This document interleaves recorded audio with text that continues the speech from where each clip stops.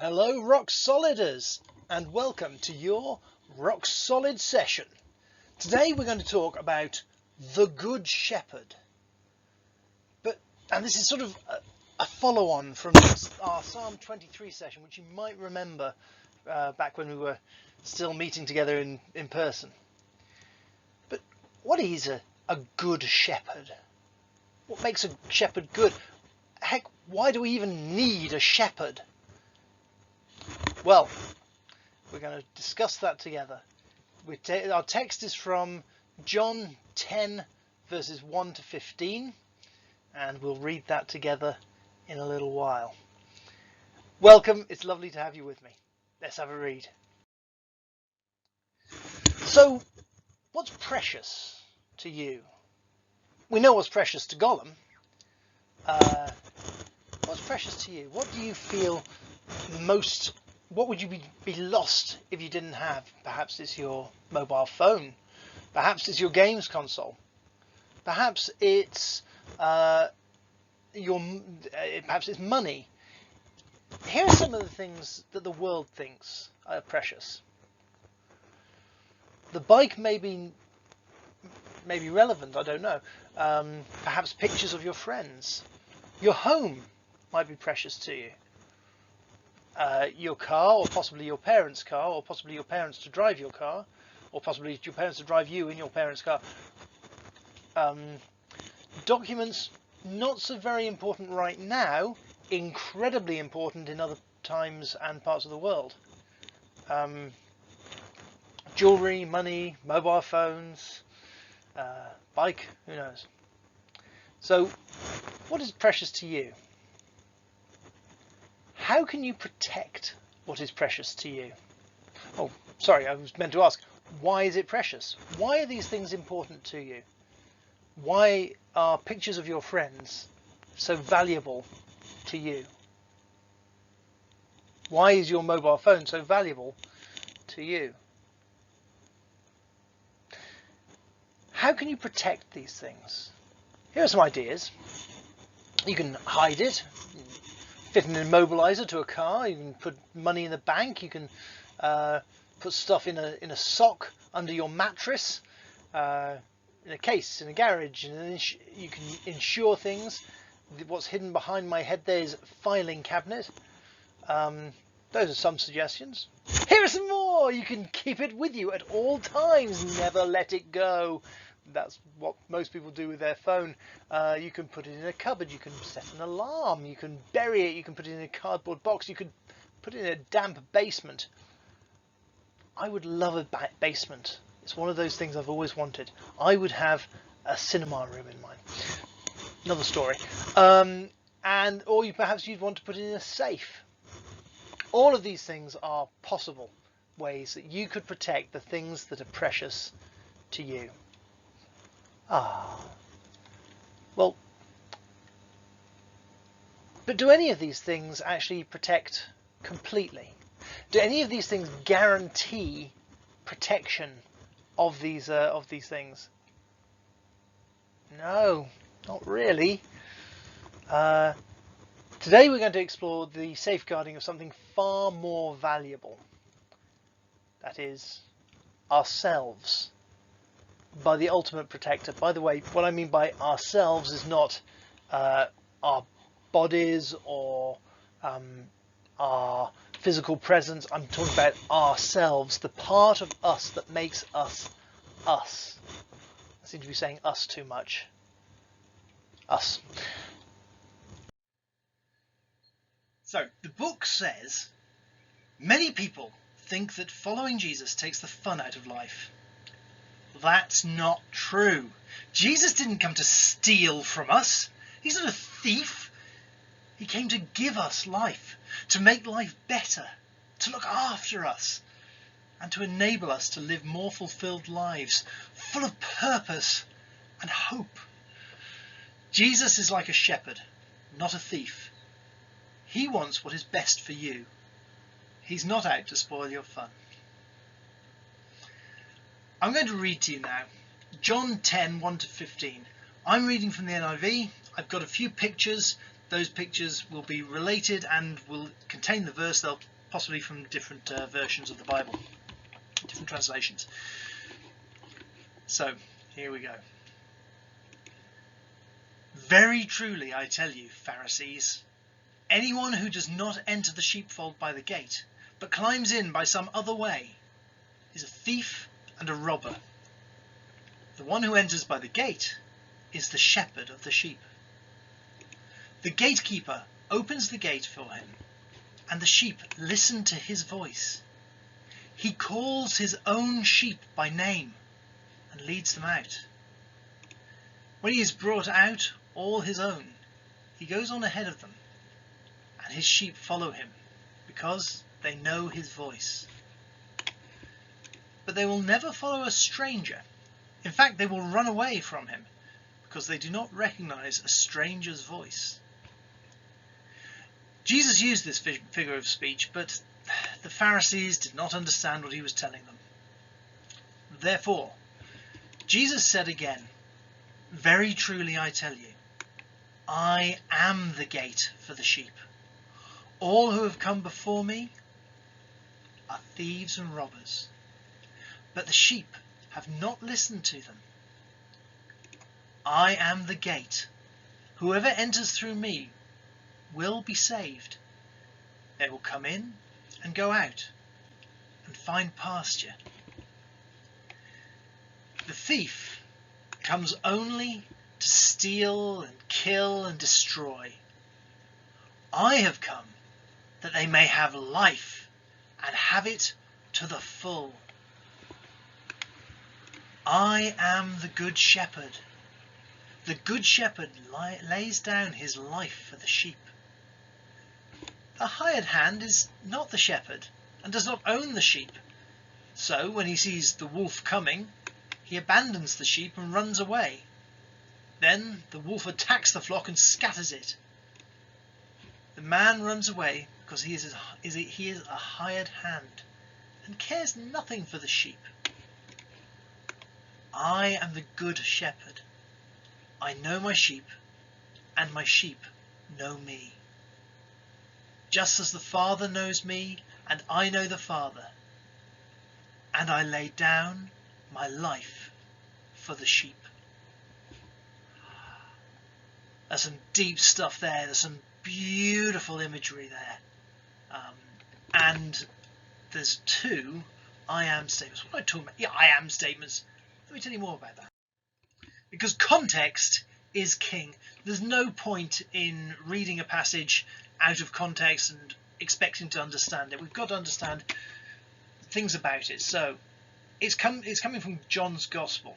This was written by John, the youngest of Jesus' disciples. John likes to put in stuff about Peter. He's about how he got to the tomb first because he was younger and fitter. But Peter just runs past into the tomb. Things, little details like that. John, I get this picture of John being a little bit of a scamp and teasing the older disciples. He's also referred to as the disciple whom Jesus loved. This is his self-proclamation about himself. So important to know that you are loved by Jesus. So whenever you feel, oh, nobody loves me, which we all feel sometimes, you can be absolutely confident that Jesus does. He died for you to show it. It's more theological than the other three. The other three are called synoptic gospels, which means they give a synopsis of Jesus' life, a shortened version of his life. And they're sort of chronological and more or less, and they give this picture of historical progression through Jesus' life.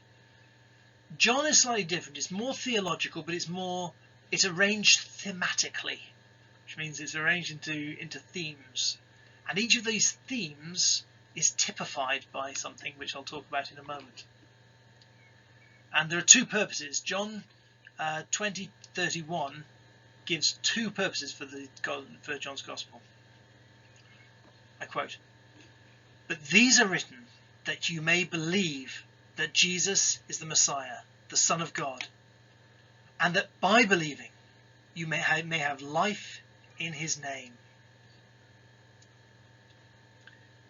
So it's important to understand that it's written so that you may believe, and it is written that by believing you can have life in his name. Really exciting stuff, actually. Now, the next bit is, what about this passage? Well, the original audience to this, when Jesus was speaking, he was talking to Pharisees, and it happened directly after the healing of a man born blind. That's a miracle that nobody in history had ever done before. No one had ever healed a man born blind. It was absolutely irreversible. Jesus did it. Pow, like that. And the Pharisees' reaction to this was not, wow, that is amazing. That is exactly what the prophets of old said was going to happen when the Messiah came. Instead, they said, we must investigate this man. I can't quote them, but yeah, their heart reaction was not, let's worship him, he's obviously the Messiah. It was, if he's the Messiah, we lose power. Let's investigate this. Let's debunk this guy. And he's talking to the Pharisees. Now, as I said, John's Gospel is arranged thematically. There are themes, and a lot of these themes focus around things called I am statements. And in Greek, that's ego eimi. I've even written it in Greek on the PowerPoint for you so that you can see the letters. I do not expect any of you to recognize the letters. You can, but you'll enjoy that a lot more when you start studying Greek, which I'm sure you're all about to do. You know, got plenty of time on your hands. Start learning ancient Greek. Why not? The ego eimi statements, the I am statements, really, really important. Think about what God said his name was back in Exodus. Think about the burning bush. When God says to Moses is saying, like, okay, you're sending me to the Hebrews, but how am I going to know? How are they going to know I'm from you? Who are you? What's your name? God said, I am that I am. I wish I had some reverb for that. I am that I am is how the NIV does it, but the word he actually says is Yahweh, which is such a rich term. So much teaching in there, another time maybe. But Yahweh, the I am, it's a statement, yes, of ontology. It is a statement of his existence, but it's more than that, so much more than that. Well, Jesus makes claims, seven claims of to be the I am. So he says, I am the bread of life. I am the light of the world. I am the gate. I am the good shepherd, both of which we've just heard. I am the resurrection and the life. I am the way, the truth, and the life. I am the true vine. He also says, as an extra I am, before Abraham was, I am.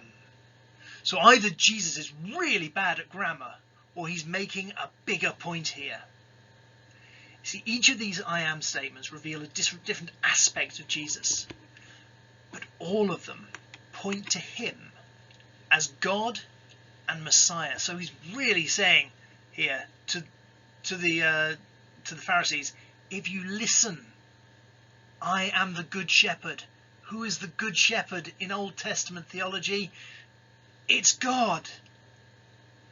Later when he says, I am the bread of life, that's God. I am the light of the world. Who's the light of the world but God? I am the gate. You've got to look a little bit at the Passover to understand that. But he's the lamb. He's the shepherd. He's the lamb. I am the resurrection and the life. Only God can say that. I am the way, the truth, and the life. Only God can say that. I am the true vine. Now, what did that mean to the Pharisees? Or the Jews, in context, the Jews who were listening to him? I am the true vine. The vine was God's people. It was drawing sustenance from God himself and growing up into fruit. It was God's people. I am the true vine says I am drawing from God, and I am God, and I am. So exciting. So exciting. So that's the context that we've got for John 10. And it leads us to ask, what is really precious in life? And John 10:9 answers that. Be saved, find pasture. Be saved, find pasture. Let's look at each of those. First one, to be saved. What are we saved from? I'm going to tell you the answers. In a normal situation, I would say, what do you think we are saved from? And you're all thinking, you've all been in church long enough to know that the answer to that is saved from sin. You're right, of course. We're saved from sin. We're saved from ourselves. We're saved from the world. We're saved from eternal damnation. And what are we saved for? We're saved for eternal life. Life as it was supposed to be forever and ever. No pain, no suffering, no worries about where the next meal's coming from, no worries about coronavirus or anything else. We're saved for service to God eternally. The other thing that is really precious is pasture. That's really talking about here and now, I suspect. And this is where we talk about Psalm 23. As I mentioned earlier, before we were all locked down, we did a session in the church on Psalm 23, and I showed this video, which I willingly show again. The Lord is my shepherd, I want for nothing. He makes me lie down in green pastures. He leads me beside quiet waters. He restores my soul. He guides me along the righteous paths for the sake of his name.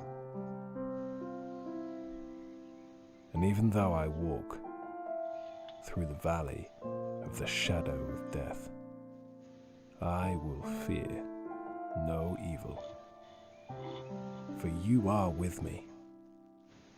Your rod and your staff, they comfort me.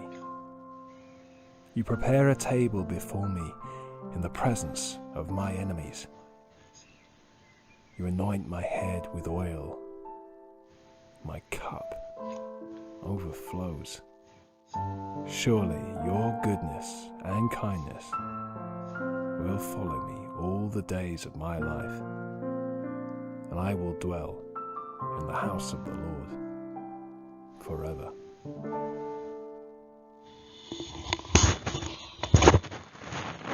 Beautiful psalm. Beautiful psalm. Pasture.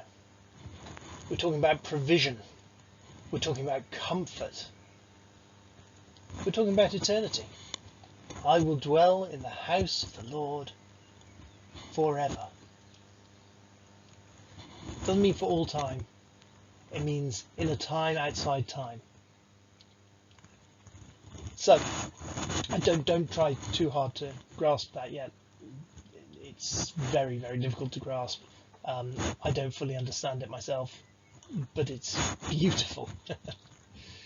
So that's what's really precious.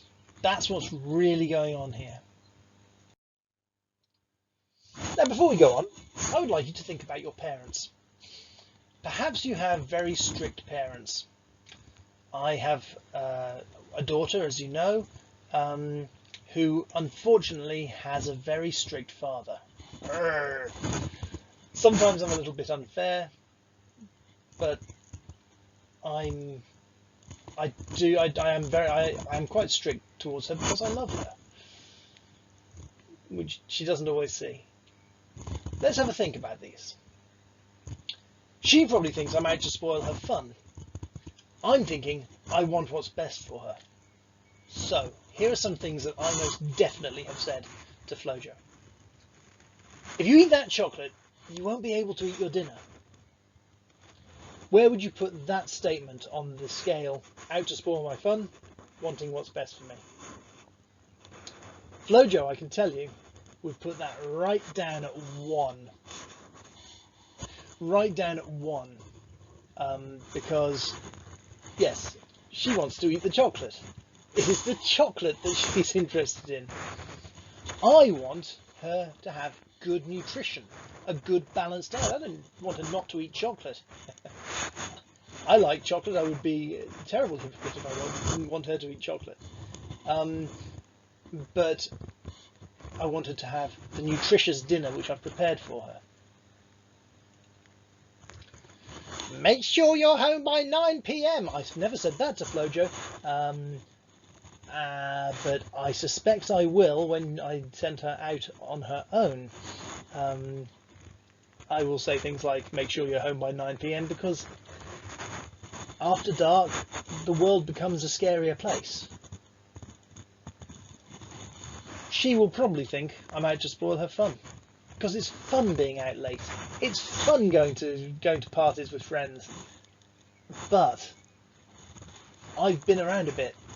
I know where some dangers can lie. So I want what's best for her, and so I ask her to be home. I will ask her to be home by 9 p.m. I want you to finish your homework before you watch TV. Now, I've definitely said that to her, and I've definitely got some pushback. She does not like it when I say things like that. You see, all she hears is, don't watch TV. But what am I actually saying? I want you to finish the homework that is going to lead to you getting better grades, which is going to lead to you getting a better job, which is going to lead to you having more opportunities in life, which is going to lead to you being happier in the long run. I've got a longer term perspective than just watching TV. Do you really want to spend your money on that? Now here I might be out to spoil her fun, depending on what she's spending her money on, and what I think she should be spending her money on or saving it. But my motivation will always be wanting what's best for Flojo, wanting what's best for my child, and I can pretty much guarantee that your parents are in a similar position. So we thought about parents. Now let's think about Jesus. Jesus tells us to do things, and sometimes people out in the world will often say, "Oh, you see, you can't do that.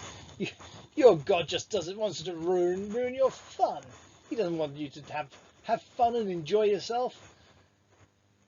Here are some of the things he said, and let's see if you can think along these lines. Let's see what happens.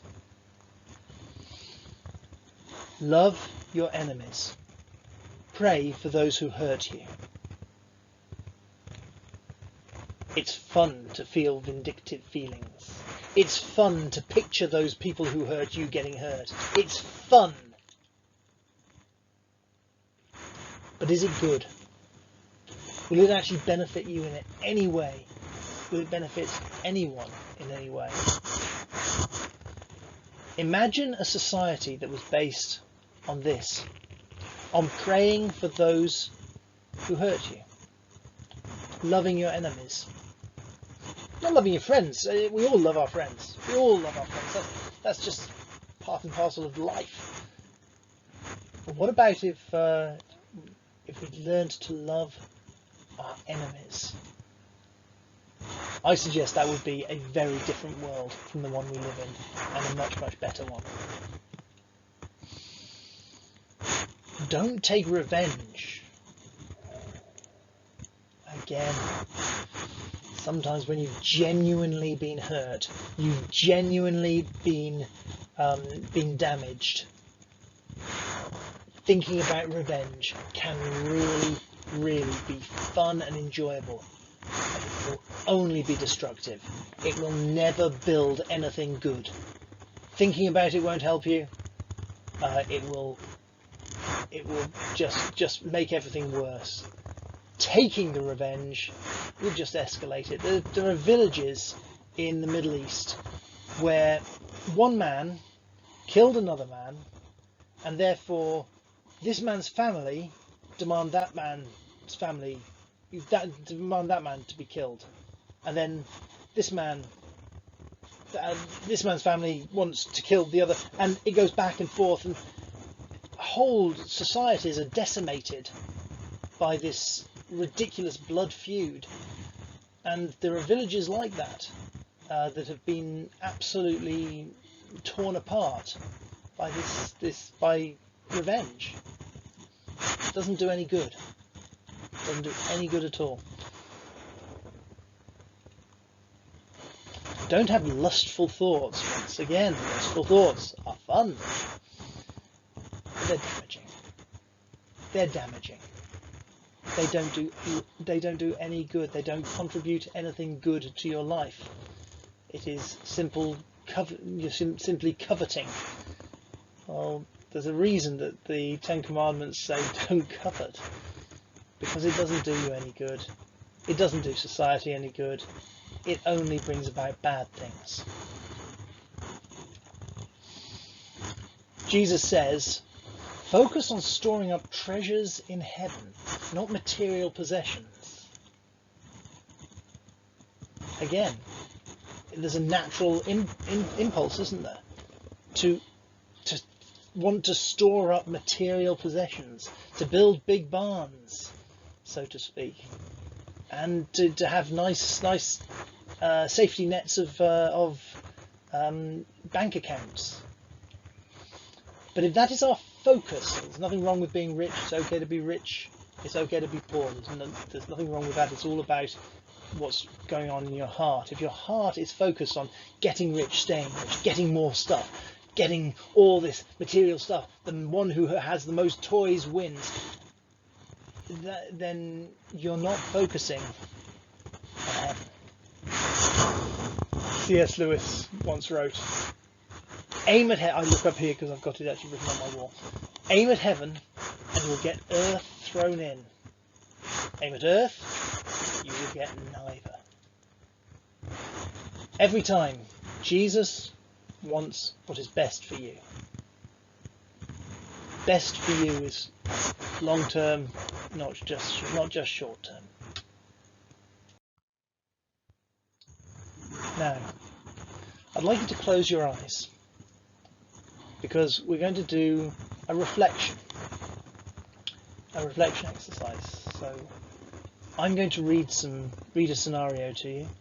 I'm going to read it very slowly to let you picture each part of it. I'll play some plinkety plonkety music as well. Playing. Close your eyes. Are you sitting comfortably?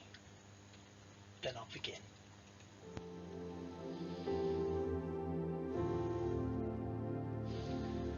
I want you to imagine that you're out in the open somewhere, perhaps on a hillside or a moor.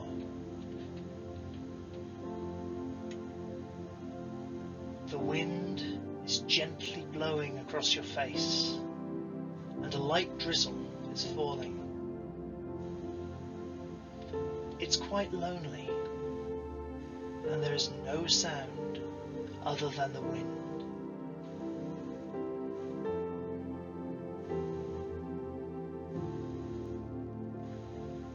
You see someone approaching you.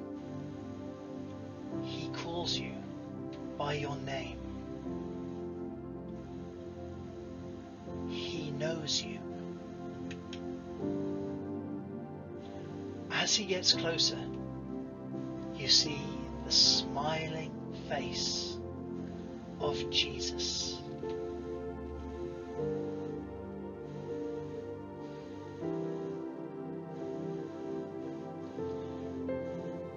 What does he look like?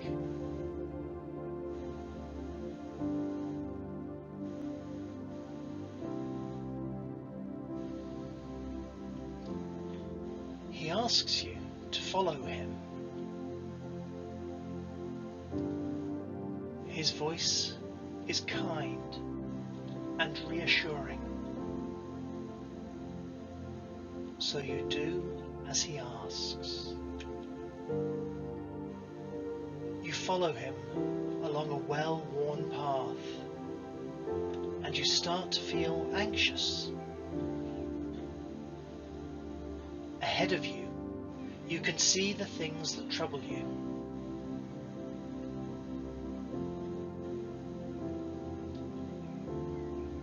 Perhaps they are guilty feelings about something.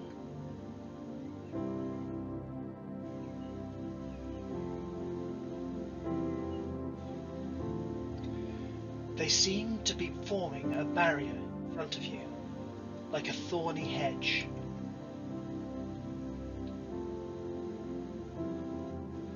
Try to picture what they are.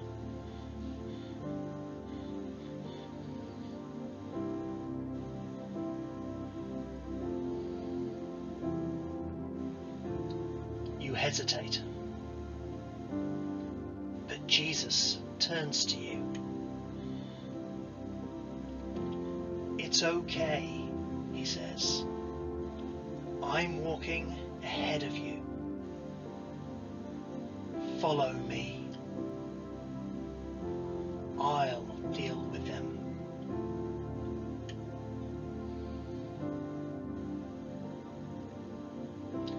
You follow, and you see that these things are not blocking your way anymore.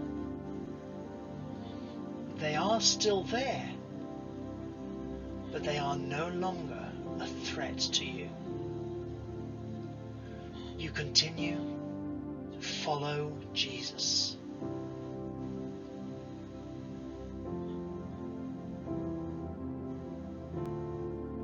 He leads you to a house that has no door, just an opening.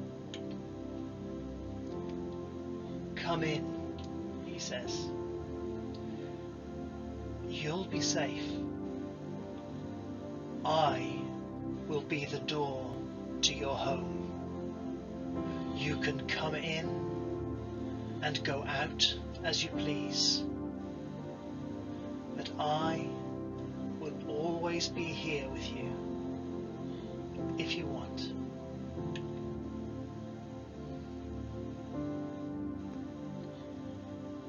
Will you go in or not? It's up to you. Jesus won't force you. He smiles to you.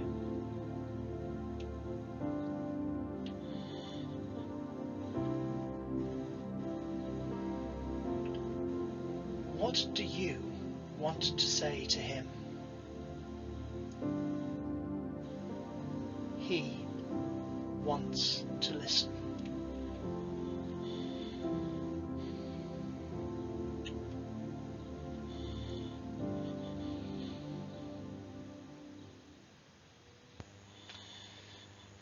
In your own time, open your eyes. That was a form of meditation. Meditation isn't always wrong or dodgy or weird, but Christian meditation is different from say Buddhist or Eastern meditation. The idea of Buddhist meditation is that you empty your mind and that you become one with the everything by emptying your mind. The idea of Christian meditation is that you focus on something. Specifically, you focus on God. That's the whole ethos of the Christian faith. What do you want to say to Jesus as he invites you in? He still wants to listen. So, in conclusion then, you are precious to God. How precious? He died for you. He died to have a relationship with you. He died so that you could be connected to God, to clear the path. Wow. He will guard and guide you if you let him, just as a shepherd will guard and guide his sheep. He is the only way to true, lasting peace. And he offers it freely to you. Thanks very much for joining me for this rock solid session. I'm sorry I appear to have gone on a bit, which is typical for me, I know. I hope this is instructive and useful and interesting for you, and I hope that yes, you are coping with this this lockdown as it goes. Thank you very much for joining me, and God bless.